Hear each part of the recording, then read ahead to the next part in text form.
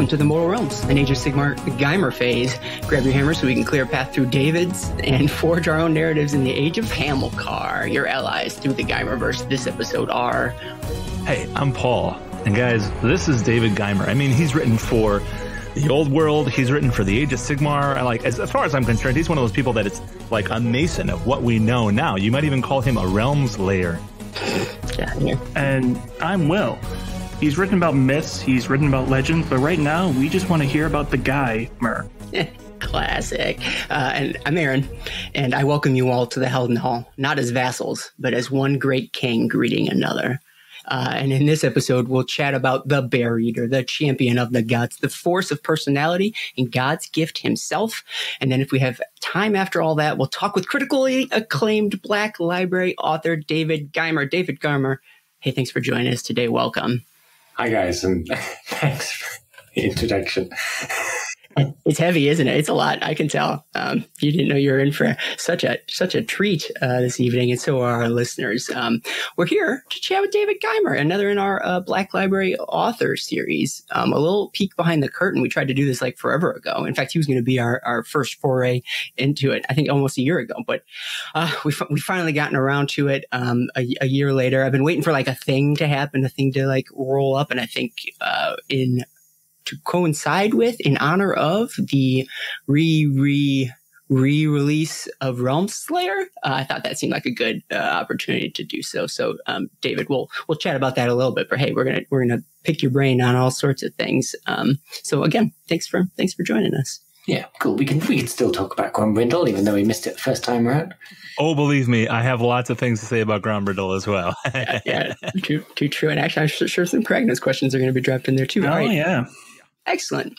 So normally in episodes, we have all sorts of things that we cover right in the beginning, preambles, just to get the juices flowing. But with these author interviews, I have not set up a very good format. And so we just sort of dive right in. No warm up needed or involved whatsoever. So, hey, let's get to it.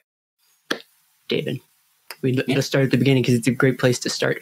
Typically we ask folks, hey, how'd you get your start in Warhammer as a whole, sort of broadly, as a hobby, as however you define it? What was your first toe dip, and how did you get here? It was Space Crusade. Ooh. For me, I don't know if you guys played that, if you're of an age with me. Paul would be maybe the only person. I played Hero Quest, but I haven't made it to Space Crusade. But I played that was my first. I bought that, and I remember seeing some Gene Stealers in just a generic toy store, and I go, it's more stuff for Space Crusade. But of course, it wasn't. It was 40k, and then I bought a White Dwarf, I think, there, and was into it ever since then. I think I was 13 years old. Oh wow! Okay. Oh wow! Would you say that you've been in the hobby ever since then, or did you kind of go in fits and starts? Or I feel like you always hear stories of people who fall in and out of the hobby. And yeah, in and out. I started then. I was in it solidly up until I was 18. Didn't take it with me when I went to university. Did a bit of role play while I was there. It's mostly you couldn't carry it. I had to get a train to the other side of the country, and I couldn't take all my miniatures with me. So I did role play before. Did Warhammer role play and others. Did that in more of a big way at university. And then when I came back home, there was a few of my old school friends living nearby, and picked it up again. And never quite in as big a way as I did when I was a kid. But I do play more now than I did sort of in that middle period, let's call it. But I mostly do skirmish games now. Necromunda, Blood Bowl, Warcry, Aeronautica. Games that require less time and fewer miniatures, basically. Oh, yeah. That, I think, is a trend, especially with, like you said, of age. Folks our age, it makes it easier to hop in and hop out. Jobs, children of our own now. Yep. For each of those games, you're going to have to rattle off what like warband or faction you play for each one of them, because the listeners, they want to know. So what do we start with? Necromunda. Mm-hmm. So I've got Enforcers at the moment. I'm playing an Outcast Scum gang. I've just bought some Cawdor and Redemptionists for next year. What do we mention next? Aeronautica. I've got some Eldar and Tau planes. I mentioned Blood Bowl, Skaven, of course, my beloved Skaven. Of course. Is a Skaven question later. Yeah. And then what about Warcry is probably closest to my heart, so I'd be curious to know there if you do partake. I haven't started yet, but got an indie game store nearby, and he's trying to get us all to play a Warcry slow grow campaign. We should have had some Dogs of Warcry reps on the episode to really push the screws to get you going. Maybe I don't know if we have comments, someone can recommend me a sure. good warband. I think you can play Skaven there too. I was going to say Skaven. Cool. So then, I mean, I would ask, at what point in this trajectory did you start working with Black Library, and what was that transition period like? How'd you get your start? I'd love to hear that story a little bit. So I started through an open submission window in 2011. A while back. With I wrote a Skaven story, first story I'd ever written, never written. I had kind of written, I think 2 or 3 years before I decided I wanted to write a book, and didn't finish it. But then while doing it, wrote this short story and sent it in. And that's probably why I didn't finish it, to be honest, because it got accepted. And then after that, I kept on writing for Black Library, so I didn't have time then to finish it. I've looked at it occasionally and think it's awful. I bet it's not that bad. When you were talking before about getting into Warhammers, it sounded 40K heavy, but it sounds like your first story then was a Skaven story. What led to that transition? So yeah, although I started playing with the Space Crusade and therefore recognised the 40K miniatures, I didn't play a lot of 40K as a kid. Okay. It was, if I remember, the White Dwarf, they just released Chaos Dwarfs and had a big feature on Skaven. Ooh. So that's, I think, there was even like a little feature of Vicket Claw, and so yeah. So clearly, teenagers are impressionable. No way. White Dwarf advertises Skaven, and 30 years later, I'm still here. We are. It works. Still playing them. I got some Imperial Guard a little bit later on, but didn't play hugely. All my friends were playing fantasy. No one really played 40K there. Those are my kind of friends. Nice. Right. So it's interesting because we always talk about like White Dwarf as like a boon to the hobby and helping people out, but it really is just a recruiting mechanism for Black Library authors. You get them in young, so then they can write novels later. Sure. You hear that a lot, actually. So what is it about the character of Skaven that you were like, number one, allowed you to get the ability to complete the story, right? Number one. And number two, allowed you to see some aspect of them in you, or like, is there a parallel there, something that really grabbed you about that race that allowed you to write that story? Did you just call him Skaven-like? Yeah, I was going to say. I mean, I kind of did. I'm going to play it out there. I think it's probably just playing them, reading their army books from a young age. I feel I know them, but also now I can probably say I've read most Black Library books. Then, of course, I had to actually pay for them and go out and buy them. And so I'd read fewer, and the ones I've read were probably mostly about Skaven, things like Gotrek and Felix and the Thanquol books. So I felt I had a good insight into them. And as for what makes me write them well, I don't know. I think I do like that kind of dark comedy aspect that you get with them. Like, yes, it's horrible, but at the same time, it's a bit ridiculous at the same time. Yeah. It's almost like a kind of humor because it takes you out of like, I'm talking about things being killed constantly left and right, but so like no other race could have a Thanquol in it, really, could it? Yeah, true. Very cool. Well, back to sort of the transition to Black Library, and so your first open submission story was the Skaven story. Where did you go from there, and what was that sort of like getting integrated into, I guess, Black Library? What did that process look like for you, and how's it worked thus far? So yeah, I was invited down to Nottingham, and I had a chat with Laurie Golding, who was the sort of submissions editor at the time. I don't know if you guys remember him from his time at Black Library. And then, Yeah, so it wasn't so the story became the Tillion's Talisman in the Godric and Felix anthology. Okay. That wasn't how it was initially submitted, but so I think, obviously they just want to know if you can write a little bit. They're like, well, we like your writing, but can you turn this into a Godric and Felix story? So well, that's what I did. Sure. And they liked that, and I mean, it's amazing, really, looking back now that they liked it enough to then give me Curse of the Ever Living to write, the audio drama, and then Head Taker after that, my first novel, but then to give me Godric and Felix with Kinslayer and Slayer, and I mean, yeah, it's incredible, really, for considering I'd only been writing a couple of years, only writing for them for a couple of years, you know. Sure. I like the idea of like your story, and they're like, hey, can you change this to a Godric? I mean, that must be such like a heavy question to be like, wait, hold up, what? To like transform this thing into like, I mean, obviously Godric and Felix is like has a storied history by now, but even then there was some like weight to that, I imagine. So like that's to your point, very impressive. I mean, even then, I mean, the original run, the Nathan Long run, had been over for a while. I mean, so Zombie Slayer was certainly out, and back then, even I hadn't read past Giant Slayer myself. So okay, had some homework then. Yeah.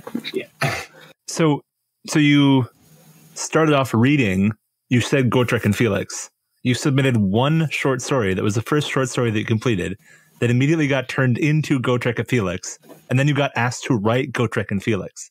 Like, how did that like process work in your brain? Where you're like, okay, I don't really know if this is real life, but like this is what I'm doing now. Like, how? Like, what was that process like? I do remember when it's like, do you want to make this a Godric and Felix story? I was like, I think so. Yeah, that's scary. Yes, the answer. I mean, well, you'd be kicking yourself if you ever said no, right? Like that'd be a great regret if you didn't. So when someone asks you that question, the answer is yes, regardless if you think you can do it or not. I bet. Well, and like hearing that, like, oh, can you turn this into Godric and Felix? Like, it sounds like, oh, they're just trying to get Godric and Felix into everything. But then they kept on giving you more. So there had to have been something in like the way you wrote that they were just like, this is perfect for these characters. Let's do this.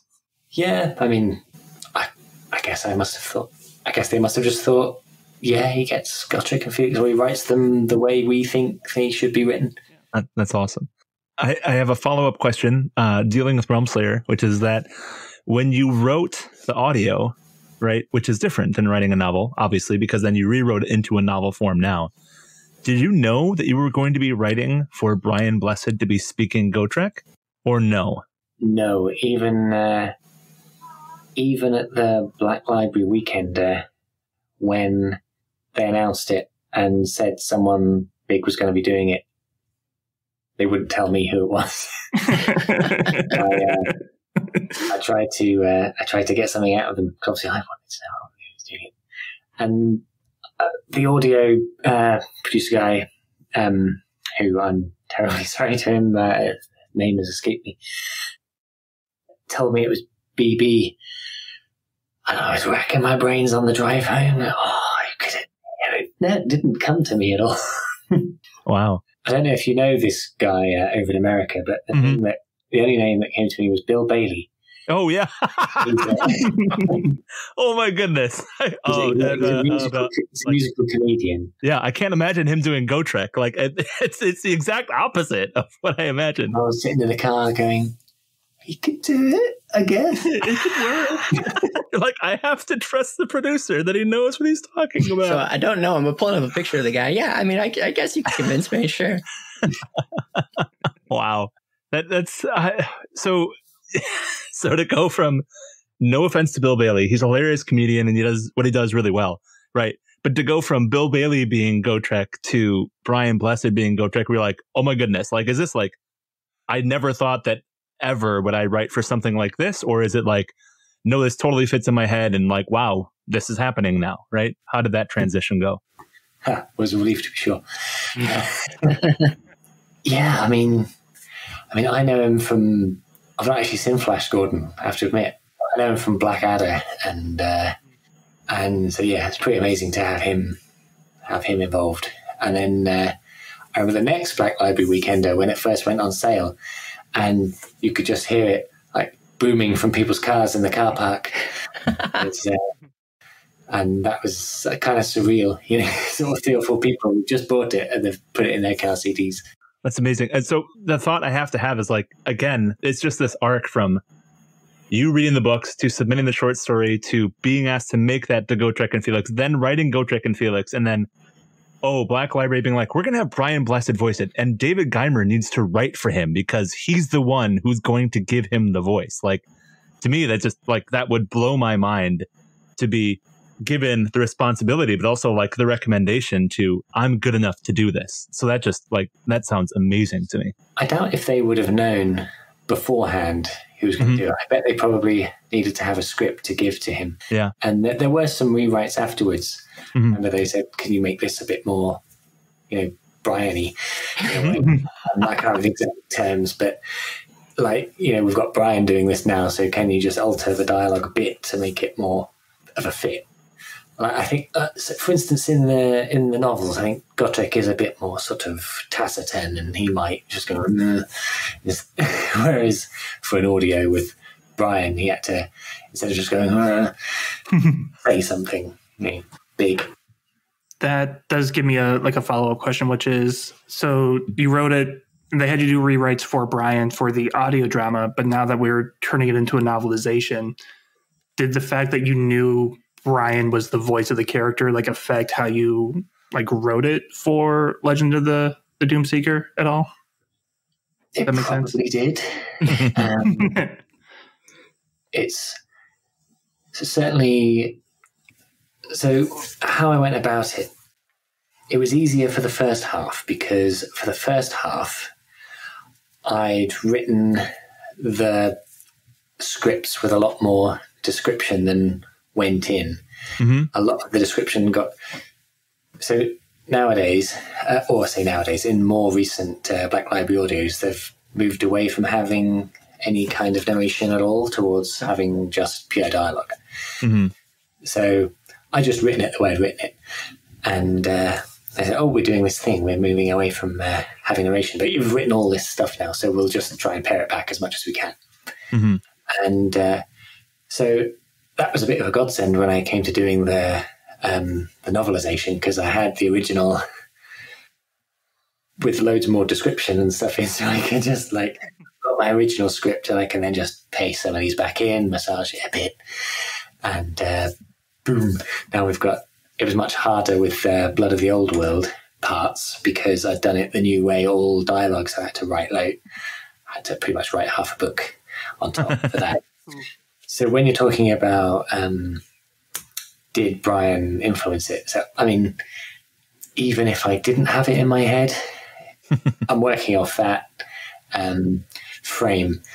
So most of the dialogue is still in there. I might have broken it up a bit because things that work perhaps for audio don't always work the same way for prose. But I think what I was going to say earlier was that some of the voices definitely were in my head, like Penelope Rollins, Malaneth, right in the head when I was doing her dialogue. And a lot of her, what I really enjoyed about doing the novel version was having internal monologue and thoughts and stuff which you can't have in audio, and being able to really sort of explore her twisted thoughts was quite fun. Oh, nice. And, if I could rewind just a little bit, just a smidge, just to get to the beginning. And I know that the original audio has been out for a while, so I'm sure you've asked this or answered this question a bunch now, but just so we can have it on file here at this point. But in terms of when they were Realm Slayer was sort of conceived of, did they come to you or did you come to them pitching the idea? And what was the conversation about in terms of how do we get Gotrek in the Age of Sigmar? How did that unfold? So they came to me. It must have been a year or two after Age of Sigmar had first come out. Had I written anything in Age of Sigmar yet? I did write a book for the Realmgate Wars.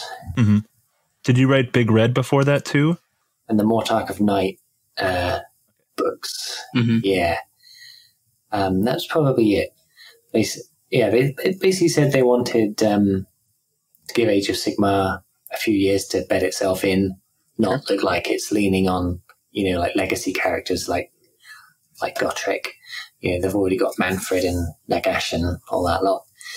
But yeah, they came, and obviously it's a long time ago now. I can't really recall the exact specifics, but I went down to Nottingham. This was the days of in-person meetings, and gross. Ooh. I don't understand. Nick Kime and George Mann were in there, as well as some editors and audio people, and we sort of talked about how he could come back and what kind of story to tell. And again, I can't remember who had what idea, but sure. Came up with this idea of Fire Slayers perhaps accidentally bringing him back by gathering lots of Urgold together, sort of in lieu of Grimnir in a way, and perhaps having each of these audios as a kind of sort of focusing each chapter, each disc of the audio on a new potential companion. At least that was how we were thinking of it at first. So the first one is Brodder, the Fire Slayer, and the second one is Jourdain, the Human Prince, and the third one is Uthan Barrowwalker, the Necromancer, and finally you got Maladeth. Yeah. And so that perhaps, listeners might be thinking, oh, who's going to be the new companion? Or is he going to find Felix? I both recognized that sort of distinction, but I never put two and two together that it was an intentional choice to be done across the discs. And yeah, okay. In hindsight, yeah, obviously that makes sense. But okay, good tidbit. It was nice having all those heads involved, because I think sometimes when you just sat in a chair or walking around, pacing around a house trying to think of a plot for a story, you can end up nowhere. But just to be able to talk about ideas and inspire each other's ideas, it's sort of miss doing that. Sure. You can't do that for everything. But I was going to say, have you had a chance to do that process or a similar process for any other works that you've done? No, not like that. No, I bet. The only other thing was the End Times, which was before that, of course. Well, that's too bad. I mean, it seems like it could be helpful. You're right. So, I mean, maybe some big monumental event will come up eventually. I'm sure the Dawn of Fires do it, and obviously the Horus Heresy famously does it. Oh, true. Mm-hmm. Well, the reason I even asked that question, besides it being interesting, is then it leads into my next question. Then, how did this latest iteration then of Realm Slayer, the new novelization of it, how did that come to be? What was sort of the impetus there? Again, so basically, pretty much anything I do, it comes from them. Yeah. Okay. I'm not very up and at them. At least whenever I have, has never come to anything. But that's not always the case for others, right? Like it may be an author by author basis, because I feel like we've talked to others who have pitched things before too. But it sounds like that's not as much your MO. I'm trying to think if I've ever successfully pitched. You could pitch us right now if you wanted, and we'd love it. So yeah. Well, that'll be a question later. Give us your best pitch. Why? I don't know. But I'm glad it did, because obviously the script book came out, but only in a very limited fashion, and I'm sure it's got sort of a kind of niche appeal compared to a good novel. Mm-hmm. Yeah. To me, directly leads into my next question is, are you a plotter or a pantser? I feel like you've kind of answered, but you've kind of danced around a little bit. I'm a big time plotter, I think. Sometimes I get a bit carried away and want to start straight away, but I always regret it if I don't plot properly. Yeah. I have to go back and start again, rewrite everything 5 times. And awesome. I still to this day don't know what that question means, and I don't want anyone to explain it. I don't want to know. You ask it every time, and I don't get it. Before I'd heard the term plotter and pantser, I always called it iron breakers and war dancers. Ooh, that's awesome. that I get. I like that. Slow, very determined and deliberate. And the war dancers are not. That's awesome. I am an iron breaker. I'm going to paraphrase one of the other questions that we have here, which is, would you call any of the characters that you write your own? Or because they have all been pitched to you, would you call them somebody else's creation? Just Hamilcar, I suppose. And maybe Prince Lurian as well. Yeah. Wait, those are examples of characters that you do consider your own? Yeah? Yeah. Okay, good. Whew, I was worried otherwise. I guess I say I never pitched anything, and it's kind of true But so Hamilcar, he appeared in the first Mortarch of Night story, and then I wrote all the others. And Nick Kime was like, "Oh, there's something a bit missing in this final one. Why not have Hamilcar come back from the through the realm gate, because he dies in the first. Sure. He appears and he dies, and that was it. He was done. But then Nick's like, "Why don't you bring him back?" I'm like, okay, and then so I do. And then later on, he wants a short story, and I picked some things. I was like, "Why don't you write a Hamilcar short story?" I'm like, okay, I will. So I did, and that was, I can't even remember. I really don't like it, though. It's the worst Hamilcar story.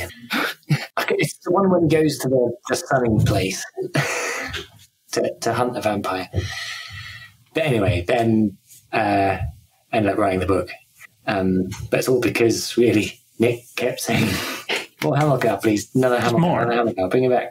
So, I mean, that's ideally, that's what you want out of a good editor, a good person that's commissioning, right? Is like, "Oh, I noticed you do good things with this. Please give me more of that." So that's all. I mean, yeah, because Hamilcar is easily one of my favorite characters across everything. He's such a, larger than life character, and it's one of those things where you're talking about Gotrek and you're like, he's kind of taciturn. I'm like, yep. And then like Brian Blessed, which works perfectly, but also I'm like, but like Brian Blessed would be so great for Hamilcar too. Like I could just imagine him going around, at least in my head. And he's such a character. Like from the first word, you're like, oh, this is something different. This is something new. And for me, particularly, he was the first Stormcast character that I'm like, oh, him. Who's he? Like, where's he coming from? Right. And the question I'm always asking is, but where is his miniature? I want him to have a miniature that I can buy and, all that kind of stuff. So just remember the name of the story. It's Bear Eater. Oh, Bear Eater. Yeah. The first Hamilcar short story that I wrote. And looking back on it, I really don't like it because I hadn't quite nailed the tone and the first person narrator that I use in the book and later short stories hadn't got it there. So that's the reason I don't like it. But they always put it in the Get Started collections. Like, no, don't use that one. You use Force of Personality or God's Gift. Those are the yeah. I'm looking at the list right here. Buried, hardest word, God's Gift, and then the audio Champion of the Gods, Force of Personality, Agent of Enlightenment. There, listeners, if you guys wanted a list of Hamilcar stories, I just did it for you. You're welcome. Yeah, and then you mentioned like Hamilcar and then Prince Lorien are the two you consider like your own characters. What's it like writing like characters you consider your own as opposed to characters like Kragnos and Gotrek that are more like wider setting that like everyone can kind of write a story about? I remember when I wrote Headtaker, I was really anxious that the characters I'd created for myself, like Sharpwit and Scar and Thordan the Dwarf, that they wouldn't be able to compare to like Queek and Cazador, who really exist. And although Queek is quite a big character, difficult to compare to him, I mean, they do hold their own, I think. Yeah. Nowadays, I think of it a bit less, perhaps a bit of experience and confidence. I don't concern myself too much with it. It's fun, though. There's a pride after the fact. There's a certain freedom. I guess it was the same with, the cast in Kragnos. You can sort of really create a whole raft of interrelationships and little hatreds and likes and dislikes and character quirks. I mean, to an extent, there is that freedom with established characters as well, because there's not mammoth amounts of information written on them. At least sort of most characters in fantasy. Obviously, it's something a bit different if you're writing The Lion or... Right. Well, and yeah, that's one of the examples we used. And like writing this question, which is like writing characters that you're coming up with alongside these established ones, and the Kragnos novel being like the main example. Like you have those human characters that you created, but then you have Kragnos, who is this godlike character who we've never actually heard from that much before. So even though he's an established character, you were kind of the first person to write a story with him. And what was that like? So I thought of him, I think in sort of briefs from Black Library, I was sort of told to think of him as like a force of nature creature. And I was sort of imagining him a bit like, Godzilla, he comes in and stomps stuff. Mm-hmm. And although his name's on the movie, it's not about him, really. It's about all the little guys trying to sort of survive around him and in his path. So did they give you a moment of, this is where our storyline ends with Kragnos, and then this is where our storyline picks up again, and we want you to fill in the bits in between? Or like, what, do you understand what I'm asking? Well, I can't remember. It's that weird kind of COVID-y period. Yeah, fair. My memory of it is all like spaghettified. I don't know where it starts. I mean, I think I was asked to set it before events of like the Siege of Excelsis, but I don't remember that for absolutely certain. That's just something we decided to do after some chats. So I did start the novel before COVID, but I think it hit in the middle of it. Oh, gotcha. Yeah. Did you get a chance to see the Kragnos miniature, or were you given a description of it? I had some ultra top secret PDFs with like pictures of me or something all over it. Like, this is David Guymer's. If you see this, fire that guy.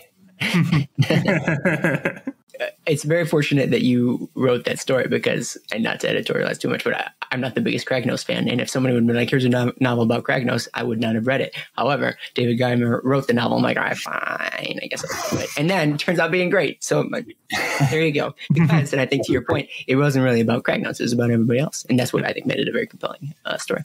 Yeah, it was nice making that cast of characters. I wouldn't claim to be in the same league, but it's nice to do something a bit ghosty with some Free Guild guys. That leads on to a question that I had, which number one, a comment. Thank you for putting Spider-Fang in that book, because that was awesome. Plus, the way that they died was fantastic. Just having a mushroom cloud and exploding was fantastic. Spoilers. But number two, the Free Guild. Where did you come up with the idea for how the Free Guild operated? Because it's one of the best examples that I've read in the Black Library or in the tomes of a reclaimed versus etc. Right? Reclaimed versus Azurite. Like, that's such a great dynamic. So how did that come about, and like what was that process? So first, on the subject of the Spider-Fang, I just want to say I've always had a soft spot for what I feel to be less deployed factions. So Spider-Fang, ogres, savage Uruks. Mm-hmm. Anything I don't see enough of, I just I like. But yeah, so Free Guild. So this was obviously, now we've got the Cities of Sigmar stuff, but didn't have that back then. So it all kind of. So there'd been a few looks, hadn't there, like in Josh Reynolds' books and Callis and Toll. I guess I was just thinking, what would a Gurite regiment be like, and what would an Azurite regiment be like, and how would they get along? I just sort of met. Yeah, in a way, I'm quite proud of it, just for all the things that we had to build from nothing, really.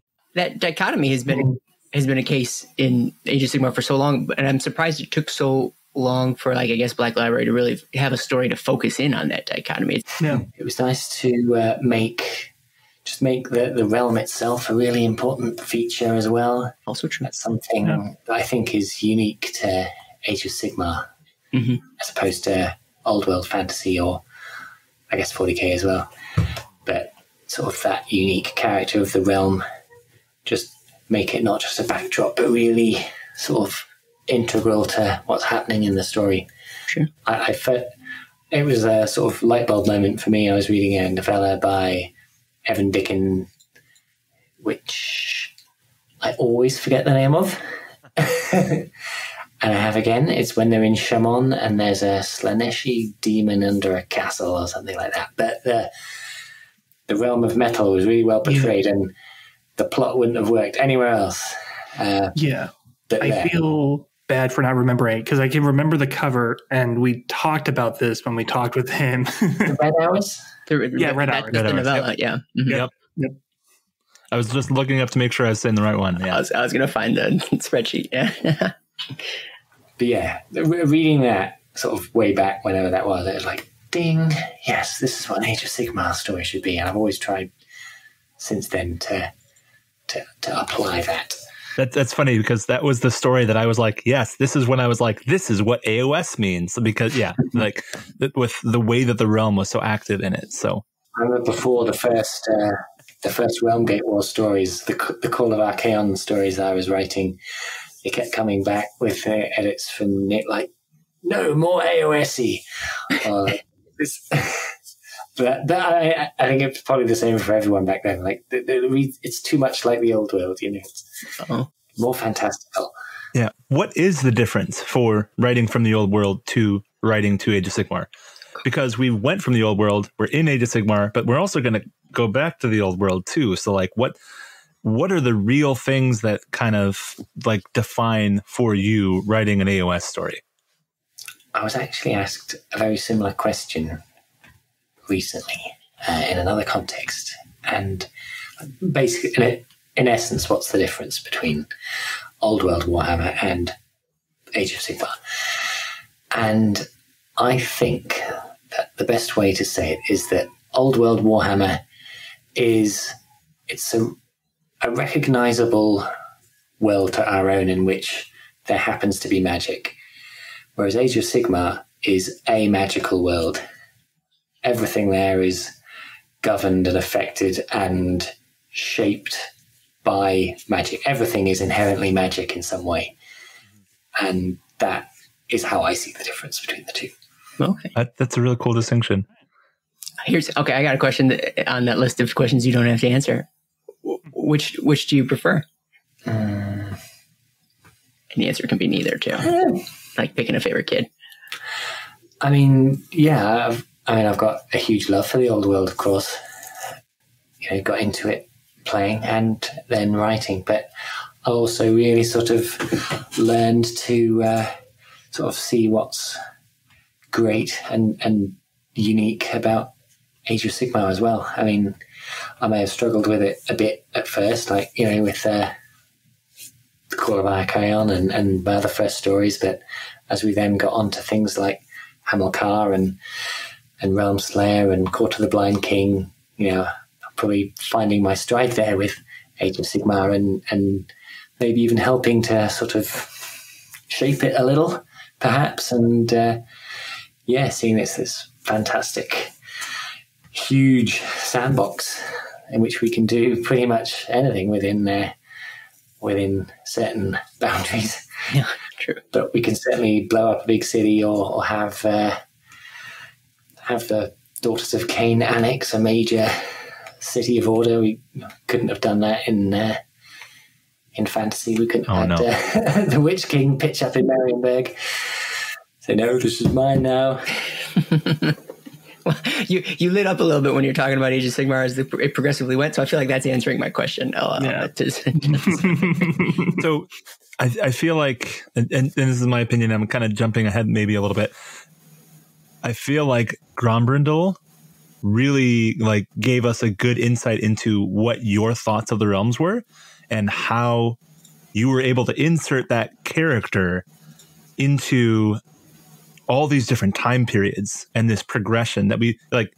To me, it's kind of amazing how few years we've spent in the Age of Sigmar, and yet the depth of like stories and lore that we have for it now. And for me, Grombrindal absolutely demonstrated that. So my question is, did you approach that as a bunch of individual short stories, or did you approach that as a story with a bunch of gaps? So initially, I think they initially wanted a serialized story in their conventional sense, like a one would follow from the other, and there would be an end. But I was having real trouble coming up with a story for him, and so kind of counter proposed this idea of a thematically connected set of separate stories. So the theme is that. So the idea is that Grombrindle is forged from. Grungni reforged Grombrindle from the stories about Grombrindle of all Duardin in the realms. Which is amazing. So that was the idea for the story, that each of these stories are a story from one of the Duardin groups that Grungni is using to reforge him, which we see in the final one. And they all come together in the final short story where you see Grungni himself going around the realms, gathering the stories up and forging him at the end. And it was nice to... most of them are quite low-key. There's not a great deal of fighting in them. I think the only one is a bit of a fuffle in the Caradron and Fireslayer ones, but I think the only one that has some... the Ironweld and Fireslayer ones, the only one that has some serious combat in really is the Caradron one. I think Old Whitebeard Special is probably one of the best things I've ever written. Yeah, I love that one because it almost is a miniature story of the larger story that you've written, because it is these short little vignettes with massive gaps in time. So it really mirrors the rest of the collection of stories that you did for Grombrindle as well. It was so different to anything I've ever done. I had the idea of it as kind of like a family saga sort of thing, which is obviously not my style. But no, I really enjoyed it. Just following the one Duardin from when she was a little girl to when she's an old woman, and following the fortunes of the tavern through the Necroquake, basically, before and after, and how she's affected by a Grombrindle without knowing, of course, that's who he was. And yeah, I enjoyed it. And I like that people seem to like that one. I just read the short story from Grombrindle that was not in the Grombrindle collection, and I'm blanking on the name. There were two. There was Old White Fur or something. The Ancestors' Hall is one of them. Ancestors' Hall. And I think Old White Fair. So Ancestors' Hall was the one I just read. And the thing that really struck me about that is it's set in the realm of Shyish, where the White Dwarf shows up in an underworld where weird things are happening, to not completely spoil the whole thing. Hey. And I particularly appreciate it because one of my favorite things about the Mortal Realms period is just the realm of Shyish, how if you believe in something, it comes to be a thing, right? And in particular, I really appreciated the fact that you created a character that was forged from the memories of who he was. So you essentially created a character that is like the underworlds of the realm of Shyish, that then went to go and deal with one of the realms of the underworld of Shyish, right? And that's also one of the things that I think that you've done really well is you've added this context and this texture to the idea of what Shyish is. And that story illustrated it particularly well in my mind. So it was a really nice unmined thing there about basically the Duardin underworlds supposedly being locked away and hidden from Nagash, which implies they're still there. Yep. That was super cool. So yeah, that's awesome. Other White Dwarf questions, or we'll keep on moving. I did have one more. So yeah, please. He always has a white beard. He always has a red cape. If you were to have two signature items of clothing or whatever, right, that you would be seeing around, what would those be? Beard and cape. Always needed an author trademark like, Aaron's hat. Or Exactly. Ooh, I guess I couldn't go wrong with a big two-handed fiery axe, could I? Yeah, true. Pretty sweet. They'd leave you alone, I think, yeah. I think I would have a suit of Gorgon Terminator armor and nice. Gotrek legs. That's awesome. Yeah, perfect. And then it would really help when you go back to those meetings to talk about stories if you've got the armor and the axe. Or no one can question what you're going to say. Have some Hey, weight. guys, could we have this meeting outside? Having trouble with the door here. And then another kind of off question. Both Grombrindal and Gotrek deal a lot with drinking beer, etc., and a lot of like the specifics of it. The Whitebeard special in particular deals with a lot of brewing. Is that a personal interest that you have, or is that something that's like kind of just naturally developed through writing the characters? I guess you couldn't really be English in the early 2000s, I think, without knowing something about beer. I wouldn't say I'm an expert, but Google and YouTube are your friends, and you know something about something and need to know more. That's awesome. Cool. Basically, yeah. All right, we'll keep we'll shift gears a little bit in that I don't think we finished the Hamilcar section. I don't think we gave it its due diligence. No, true. Yet. Yeah. So one of the questions was, where did Hamilcar come from? And I feel like we've tapped that a little bit. Again, listeners, you have to thank David, but then you also have to thank Nick Kime for ensuring that Hamilcar kept getting delivered to us. Here's the big question. This is Aaron's. This isn't a listener question. This is an Aaron question. Where's Hamilcar? Where'd he go? What's up? So. So we left him, was it Age of Enlightenment? Is that the title of the story that was set after? Age of Enlightenment is the most recent one that I see. Yeah, so that was the currently first and only story set after Champion the Gods. And true. Yeah, I'd love to write more. I mean, it's not happening yet. I mean, I do hope, and I'm vaguely confident, maybe. I mean, there certainly seems to be sort of fan love for him. Sure. Oh, for sure. Emanating from this podcast right now. And he had a Warhammer TV special. Yeah, sure. Yeah. So yeah, we want mugs, t-shirts, computer games. All the above. Everything. First person hammerer. Yeah, I mean, yeah, nothing's happening just now, but I do hope that there is enough love for him that he will come back. I mean, when I first sort of did it, I was imagining something like Caiaphas Cain that would just run and run forever. But it's a different. You're working in a different world in fantasy compared to 40k. Gotcha. And but yeah, I do hope. All I'm saying, it was 2019 since the last story. I mean, we're starting out here. We're dying of thirst. Yeah, and it does tie into one of our first listener question from Darth Alec. Yeah.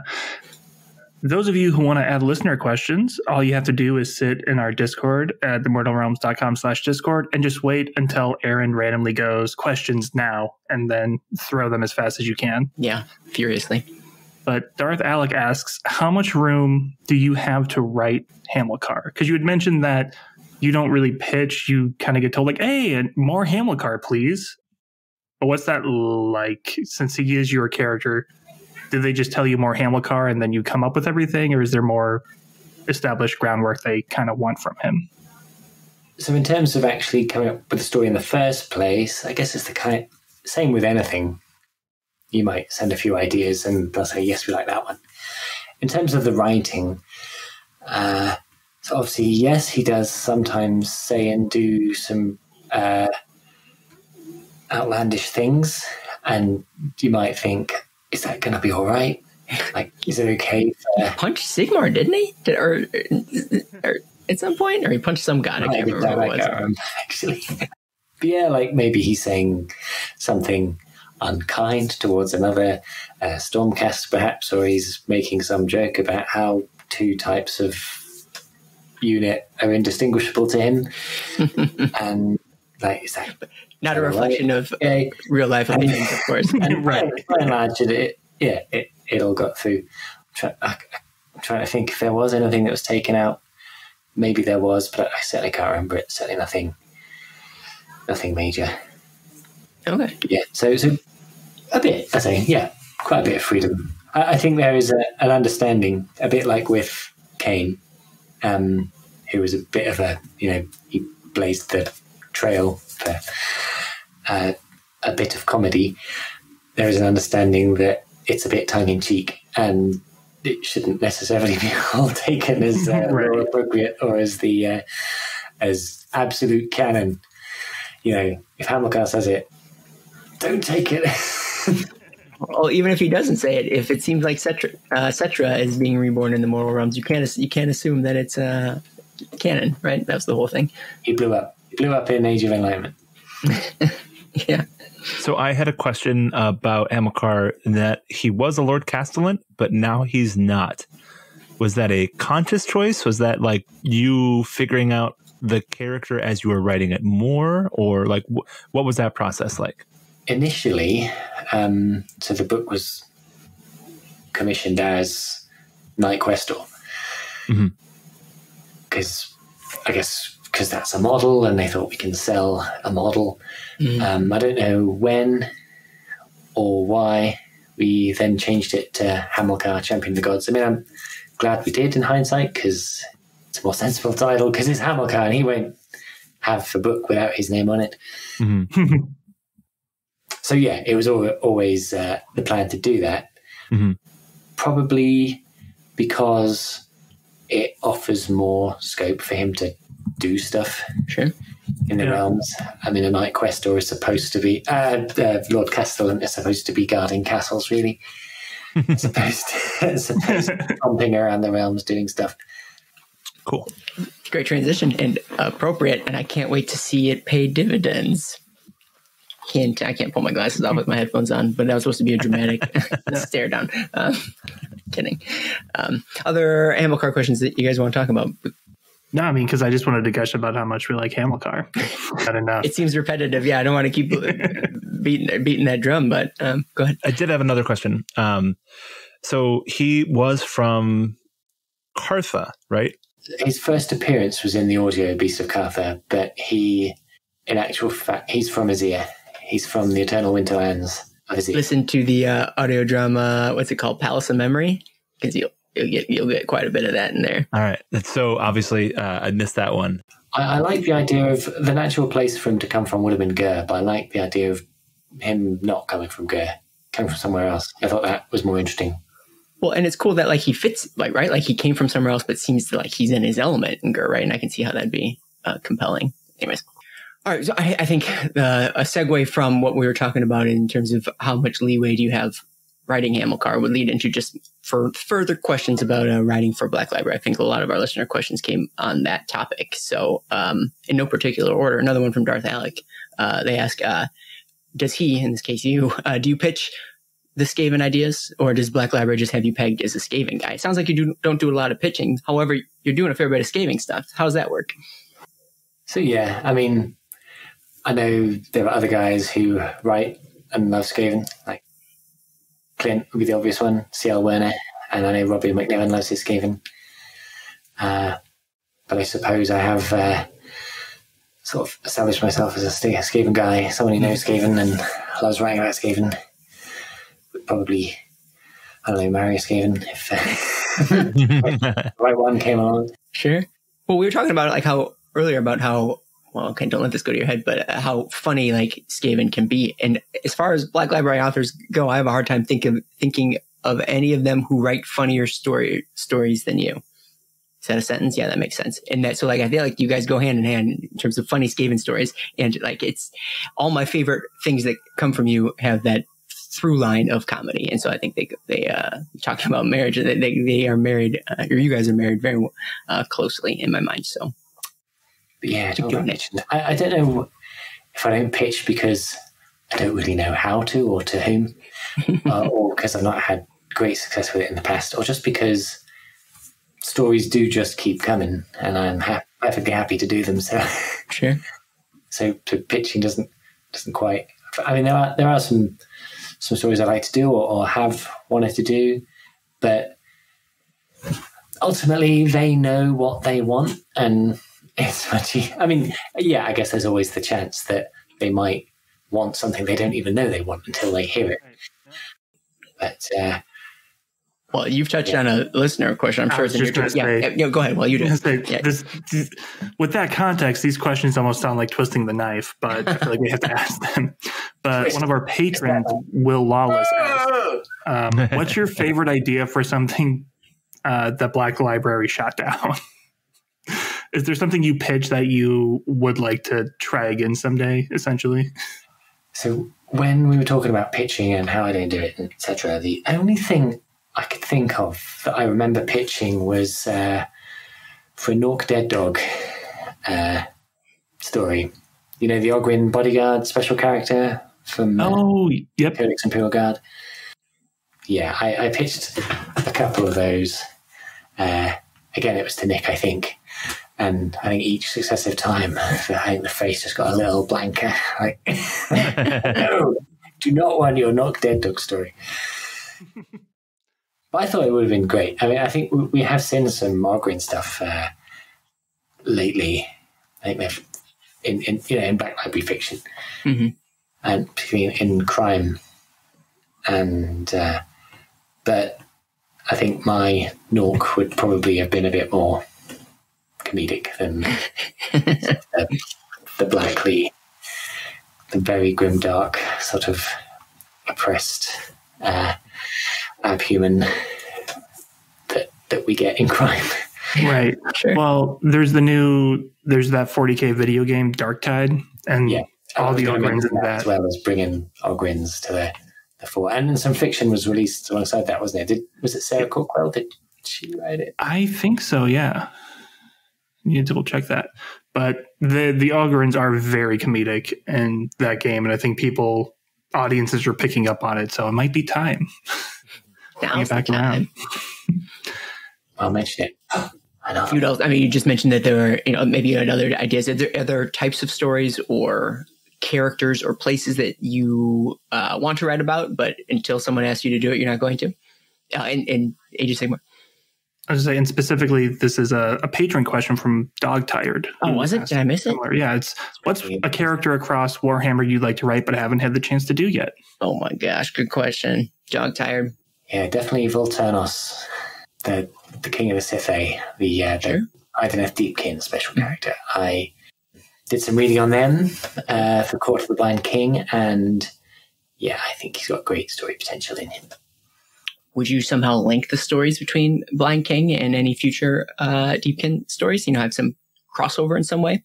It would depend on what the story was about. I mean, I was thinking it would be really great to tell almost like a historical story with him from when he was not the last of the Sithé to through the fall to present. Whether Black Library would have any interest in like a historical AOS story or not, I don't know.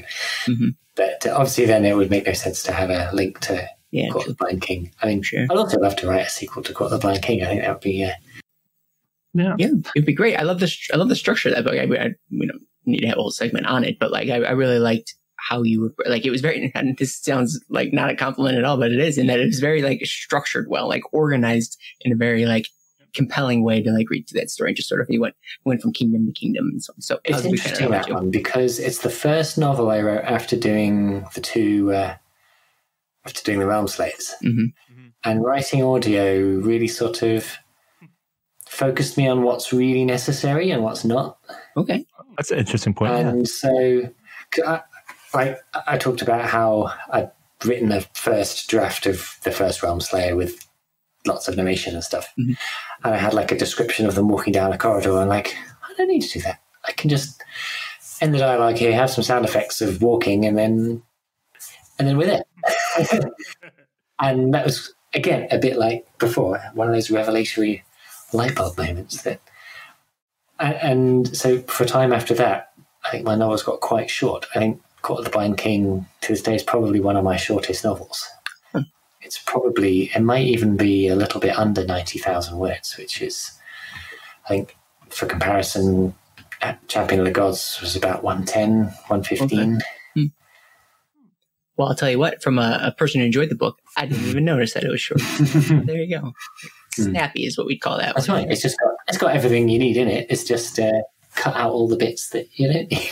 Sure. Trim the fat. it was one of those books that I like, oh, I might start reading this over the weekend. And I started on a Saturday morning, and I finished it that day.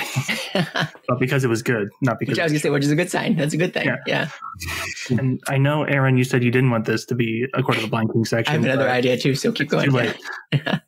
So we had mentioned like how like for you, like Evan Dickens, The Red Hours was like, oh, this is how Age of Sigmar can work. For me, Court of the Blind King was like, oh, so this is what the Idoneth are like, because they were a wholly new faction in Age of Sigmar. What was it like to like write like the first novel for like a brand new group in the Age of Sigmar?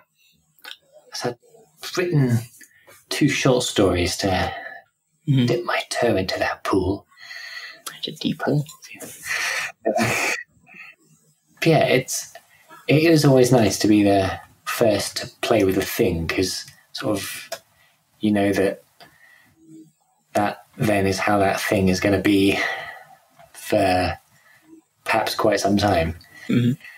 And like, if I have a look at Idoneth stories, sort of, hence I do sort of try to sort of see if any of that has come through from Court of the Blind King. I don't think it really has, but I'm sure readers. It's still the only novel about. I mean, there has been. Is it the Richard Strauken Lumineth novel featured Idoneth in it, and of course Soulslayer. Yeah, I was gonna say Soulslayer. Some of like the courtly intrigue stuff you see a lot of in Court of the Blind King made its way into Soulslayer too. So I feel like that is now a part of like Idoneth identity is courtly. I think intrigue. I had a lot of fun with. It was very similar actually to when I did the Iron Hands books, which I know this obviously we're not about that, but trying to pull together some sort of different lore areas, some of which, maybe some newer stuff sort of undoes some older stuff, but some people love the older stuff and trying to make them work. And so that's still true in a way. That was really satisfying with that. And with Idoneth, it was again looking through the battle tome and trying to think about how a society functions with all this. For some reason, my editor was really fascinated with how do they drink? Show us how that happens. And trying to work out how things like families work when like 1 in 100 child, 99 out of 100 childs are going to be sort of sickly Namati. Mm-hmm. How do like lineages function? Because they've clearly like built this sort of pseudo high elf society. But how do they do that with all these sort of problems and just trying to get that to happen? Is building up this whole idea about sort of adoptions and things like that was and you didn't do it just the one time because you had the different like little conclaves there that also had their own twists on it too. So like you did it and then you had to twist it, but doing it in the same story must have been interesting. I think it's one of the things, the ways you make things interesting in something like Age of Sigmar. Like say, I think I can't remember the question. Someone had asked me about a similar question, but about Skaven, and the example was the Headtaker novel, where so all the characters. So you had the main Skaven characters were Creek Headtaker, of course, Scar, the Bloodtail, the bodyguard, and Greyseer Rizal. And for all of them, you had the essential Skaven characteristics, but for each one of them, you sort of taken one and just tweaked it a bit higher. Yeah. So Creek Headtaker, well, let's ignore Creek Headtaker because he's just crazy. So Scar Bloodtail, he's got the self-interest and the cowardice that characterizes the Skaven, but he's so afraid of Creek that he becomes incredibly weirdly brave. Mm-hmm. And Rizal, who is the other, I mean, he's ridiculously cowardly. I actually quite enjoyed that. I had these ideas of what was going to happen in the scene, but no, that wouldn't happen. So I think the battle at the end, in the plot outline, Greyseer Rizal was going to fight the giant, And then as I was writing it, like, no, he's obviously never going to do that because he's an absolute coward, the biggest coward of all Skavens. So this hilarious scene where Rizal and Scar Bloodtail are fighting over the Gracier's staff because Rizal wants to push it onto the other guy. Like, no, you do it. I'm out. And it's the same with the Deepkin, like finding their characteristics, and then sort of you're on your soundboard, you're putting one up to 10 and one down. Tweaking things, yeah, for sure.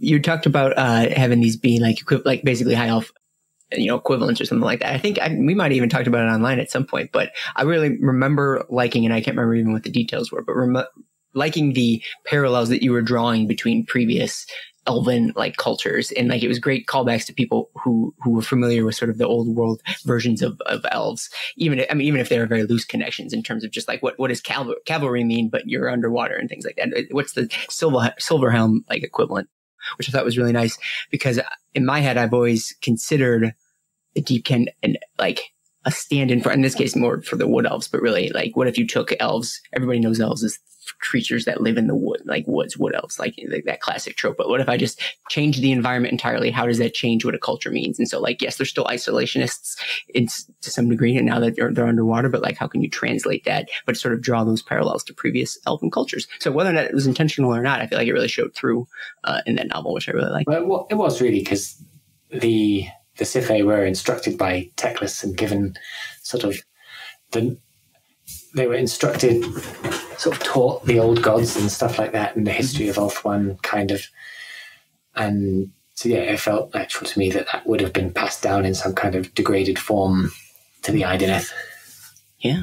Well, it's the sort of thing that they would never put in a battle tome. Well, I mean, I shouldn't say never, but they would tend to not put those types of things in battle tomes. That's the sort of thing that is only really explorable in stories like this. And so it's a great opportunity to do so. I had a kind of a follow-up question, because we've been talking about all these different stories and all these different characters, and they're so completely different. You don't have like some authors have you can tell it's this by this author because the characters all kind of do the same thing. So the first part of the question is, do the characters that you write live in your head? And the second question is, how do you keep them all straight? I don't know. So I'll often write like a half-page character bio as if it was like an RPG NPC, say. I actually did, for Hamilcar, I did very little. I remember I just did like I had a piece of plain paper and I'd written Hamilcar in the middle in a big circle, and then like kind of like just lines coming off to other characters, how they were connected and what he thought of them in one way and what they thought of him the other way, and that seemed to work really well. Oh, I like that. And I did something similar for the idea. Can I have that piece of paper? Okay. That also sounds like a very Hamilcar thing to do. Of, like, exactly. Write his own name down and then write other people. See if I still got it. Might still have it somewhere. But others, how I keep them straight? Goodness, I don't know. I'm thinking maybe something like Kragnos, which has a lot of characters. And I don't know. I think they probably do just live in the head to a certain extent. Mm-hmm. They keep themselves straight. Someone's got to. Yeah.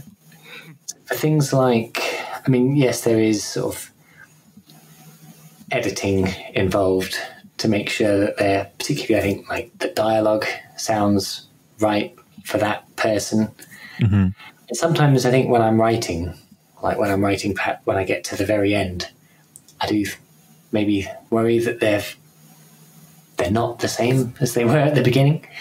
But that is where, second, third, fourth passes come in, and more or less they are the same. Obviously, they do actually change a bit over the course of a book, you would hope. But yeah, I think I do. I say I'm a planner, so I do put some thought into who the characters are before I begin. New characters will, of course, pop up, like Hamilcar, for instance, in Beasts of Cartha, and actually. I do like this one. The best friend, Lorien's best friend in Court of the Blind King. Oh, sure. Yeah. He wasn't in any plan. He just appears with the other friends in the first chapter. And then I wanted someone to notice him as he was running the fleeing, so I had him there, and then he was going to get killed and they'd fight together, but he survived. And then I thought, actually, yeah, it'd be good to have someone for him to talk to on the trip. And then he was going to die. He was going to die fighting the ogres in the first raid. I managed to worm out of that before finally.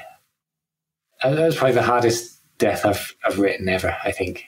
Yeah. Harder than Snorri. Really? Wow. Okay. Oh, wow. The only one that came close, I think, was the horse in Kinslayer. Yeah. When the horse died. Whenever animals, yeah. That idea of characters does tie into a listener question that I just saw Aaron highlighting from I'm trimming a little bit. Okay. From Chrisling, which is, of the characters you've written, which is the one you're like most pleased with how they were presented or like received? So like that would be a good example of like, oh, I wrote this as the best friend. He was there for a chapter, and then he kept on showing. But are there any other characters like that you were just very pleased with how they ended up in the final result? I'm really quite pleased with the sort of the frenemy thing with Cassius Braun and Eliseo Lysander from Kragnos, the two free guild members. Yeah. I liked how they started out hating each other and sort of worked together and became kind of friends. And I really loved the scene they had together outside the gates of Akar before Kragnos turns up, where they talk, and Braun's kind of reveals that he's actually quite intelligent. He just pretends to be. Yeah, I remember that. Yeah. He went to a good school, basically. Yeah, he's like basically he went to Azerite school and everything, but he just needs to be Gurish to stay in control. Sure, I get it. What do you think it's like with these goofballs? Yeah, I get that feeling every day. I'm trying to think if there's any other character based questions. I mean, I guess just to build off that a little bit, were any of your characters particularly surprising that you were surprised where they ended up? Like, they just got off the rails to some degree? So as I mentioned, I do plan. Sometimes they change, but they tend to change in quite small ways. Okay. Like, for instance, they'll do something different in a scene and you've got to write a new chapter to account for it. Overall arcs tend to stay the same. So for major characters, at least, they don't change too much. Okay. Yeah, sorry. I've got no, an answer for you on that one. That is an answer. Exactly. All right, cool. I didn't think of one. Originally, Max Schreiber was going to die in Kinslayer, but it was right after Ulrika and Snorri was coming. I thought, this is too much. It's one step too far. It's not essential that he die for the sake of the story, unlike with Ulrika and Snorri, and it will probably detract from that. That's the one instance. That's surprising to me. Talk about a few things about that would, I guess, contribute to your writing. I'm trying to group some of these questions together, give a theme behind it. Patron of the show, Mealhern, they had asked, to what extent do writers need to be aware of the overarching storylines of AOS? And I guess he asked furthermore, like, are your texts being checked for inaccuracies in the lore? Are they being sort of background checked, cross-examined? Is there sort of putting your heads together in terms of how these stories interact with other publications or other stories? So most stories don't really interact much with others.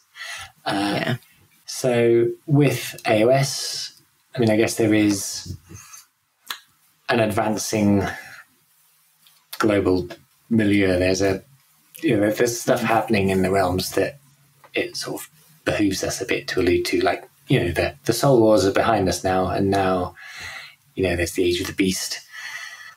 And then presumably there'll be something else to follow. So the books we write will be set in that time. So it's useful to read. So I've read the Broken Realm books, and I'll read the Battle Time of whatever I'm in. And if I'm writing about Lumineth, I'll read all the, as many as I can of the Lumineth books within reason. And so I know all I sort of need to know to at least get started. And presumably there's some. I mean, the editor will themselves know as much or more of the lore than I do. Obviously, there's some trust that I know the lore and I'm not going to do something absurd. I mean, small errors are probably going to slip through always. But yeah, we all do it. Well, that kind of actually answers another question from Darth Alec, who had asked, how much reading of the lore do you do before a new project? I feel like I often see you reading a new thing. So whether or not you're doing it for projects or not, I guess I can't say, but it seems like you're a Sigmar reader, just like the rest of us. I used to pride myself on having read all Age of Sigmar releases. I don't know that there's any point in which I could have said that, but yeah. At some point, though, I think I started writing for other publishers, and I maybe did a Horus Heresy project, and so did some reading for that. And I got out of just reading everything as soon as it came out. And now I'm just like I was with fantasy, basically. Like I've read certainly everything I need to have read, and will find the things that I need to read as and when I need to read them. But yeah, the days of my having read everything, I think, are gone now. I'm hesitant even to ask, but I'm going to ask anyways. Is there a Black Library author, but in the Age of Sigmar space, whose work you will always read when it always comes out? Guy Haley. I haven't read Arkanauts Oath yet. It's on my list. But one of the best. It's great. It's good. Was awesome, and yeah, the Fireslayer story he wrote, fantastic. Arkanauts Oath, very very David Guymer-esque. It's very funny. It's good. It's. I read the short story for it. I read the I forgot what it's called now. Perfect. All right, I have a random question, which will probably never happen. But if you were to write a Good Omens style book with one other Black Library author, in which you are in control of one main character and they are in control of another, who would you ask to write the other character? Who would your preference to do that with? Years ago, Josh and I talked about doing a Ramus and a Lord Relic of Ramus audio series to sort of see what happened to him next, and that we would take turns. Don't do this to me. I can't remember now what else was going to happen in it. We just sort of talked about it when we were sort of together at a GW event. Might have been a live, and I think there was some perhaps polite interest in it at first. But, never happened some of that. Or maybe something Skaven with Clint. Oh, sure. Oh, yeah. You just had a Skaven short story come out. Yeah, just a little bit ago. Maybe something like with Skaven clans. Like, he can do Pestilence and I'll do Skyer and then he'll do Mulder. Well, that would be awesome. That would be super nice. Jesus. Gosh, man. The question kills me. There'll be 13 books, one for every. Oh, yeah, exactly. Well, okay, if we're going to get into hypotheticals, then I'll get into my hypothetical question. I think I also asked you this online a long time ago, but I'll ask it again. I'm putting together Age of Sigmar Avengers, or like Justice League, and I'm getting authors to contribute their characters to it. I feel like you've got some obvious ones, but I'll ask you what your answer is. Who would you prefer to see of your characters signed up for the Age of Sigmar Avengers / Justice League superhero group? Well, Lurian's definitely got that Loki thing going on. Oh, true. So he could be a wild card, but I'd obviously have to pick Hamilcar first and foremost. Yeah, he's Tony Stark, isn't he?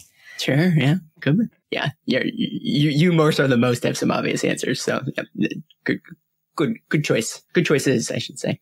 All right. We'll write off a couple more because I know you're probably getting late there. Okay, so question shared by patrons of the show, actually, Dog Tired and Klaus MA. They wanted to know what, if any, outside influences do you bring into your writing? I remember certainly when I first started, it's going to sound ridiculous, but really influenced in my fight scenes by Dragon Ball. Nice. It was absolutely Dragon Ball, yeah. Big Dragon Ball fan in my teens, and only just recently actually watched Super, and even though it's on Kids Channel and I can't escape the fact that it's a kids show, still watched it anyway.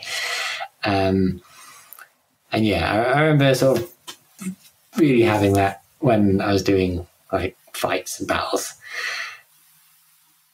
Someone joked about post-Realmslayer Gotrek being like Super Saiyan Gotrek. I was like, that's exactly what I was thinking. His hair turns gold. Yeah. Oh yeah. Well, that's fun. Are you inspired by any other like creators? And this is actually a question from Davy from the Moral Realms when he was going to originally be on the show. He wanted to know if just in creative spaces, does anybody out there inspire you? Other creators that you look up to? So I guess read everything really, and anything good sort of will trigger something in the head. So I particularly sort of love the way someone like Bernard Cornwell writes. Okay. It's very simple but very snappy. Mm-hmm.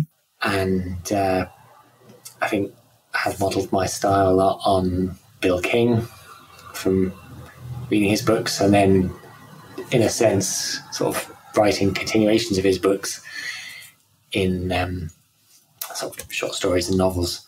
Again, I love the way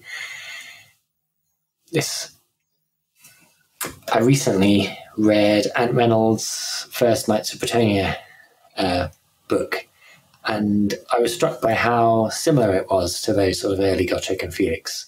It's quite a lot of beautiful description, but it's very simple, and the action is pretty much constant, but it's that sort of